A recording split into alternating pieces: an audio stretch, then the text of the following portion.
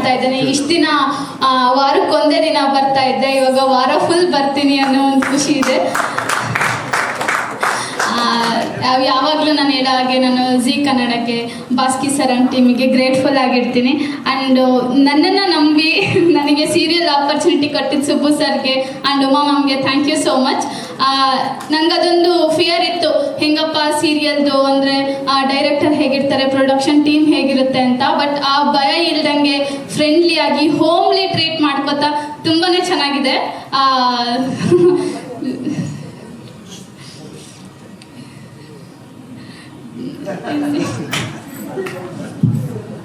ನಾ ಹೇಳಲಿಲ್ವಾ, ಹುಡುಗಿ ಇರೋದೇ ಹೀಗೆ, ಪಾತ್ರಕ್ಕೆ ಮಾತ್ರ ಅಲ್ಲ.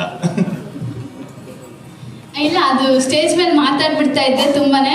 ಆಮೇಲೆ ಕಟ್ ಮಾಡ್ಕೋತಾರೆ, ಎಡಿಟ್ ಮಾಡ್ಕೊತಾರೆ ಅನ್ನೋ ಧೈರ್ಯ ಇರ್ತಿತ್ತು. ಇಲ್ಲೆಲ್ಲ ನೀವು ಏನಾಗ್ತೀರೋ ಏನಾಗ್ತಾರೋ ಅನ್ನೋ ಧೈರ್ಯ ಬರ್ತಾ ಇಲ್ಲ ನನಗೆ, ಅದಕ್ಕೋಸ್ಕರ ಭಯ ಆಗ್ತಿದೆ ಅಷ್ಟೇ. ಏನೋ ನೋಡಿ ಏನಾದರೂ ತಪ್ಪು ಮಾತಾಡಿದ್ರೆ ಪ್ಲೀಸ್ ಎಡಿಟ್ ಮಾಡ್ಕೊಳ್ಳಿ ಅಷ್ಟೇ. ಮತ್ತು ನಮ್ಮ ಸೀರಿಯಲ್ನ ಚೆನ್ನಾಗಿ ಪ್ರಮೋಟ್ ಮಾಡಿ, ಎಲ್ಲರೂ ನೋಡಿ ನಮ್ಮ ಸೀರಿಯಲ್ನ. ಮೊದಲನೇ ಸರಿ ಸೀರಿಯಲ್ ಮಾಡ್ತಾ ಇದ್ದೀನಿ, ಇನ್ನು ತುಂಬಾ ಕೆರಿಯರ್ ಇದೆ. ನಿಮ್ಮ ಪ್ರೋತ್ಸಾಹ, ನಿಮ್ಮ ಅಭಿಮಾನ ಈ ಚಿಕ್ಕ ಹುಡುಗಿ ಮೇಲೆ ಯಾವಾಗಲೂ ಇರಲಿ. Thank you so much.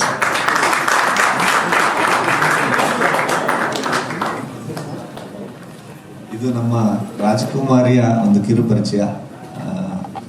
ಆ ಪಾತ್ರದ ಬಗ್ಗೆ ಏನೋ ಹೇಳೋದೇ ಬೇಡ, ಆ ಹುಡುಗಿ ಬಗ್ಗೆ ಖಂಡಿತವಾಗ್ಲೂ ಇದನ್ನ ವಾರ ಪೂರ್ತಿ ನೋಡೋಕೆ ಇಷ್ಟಪಡ್ತಾರೆ.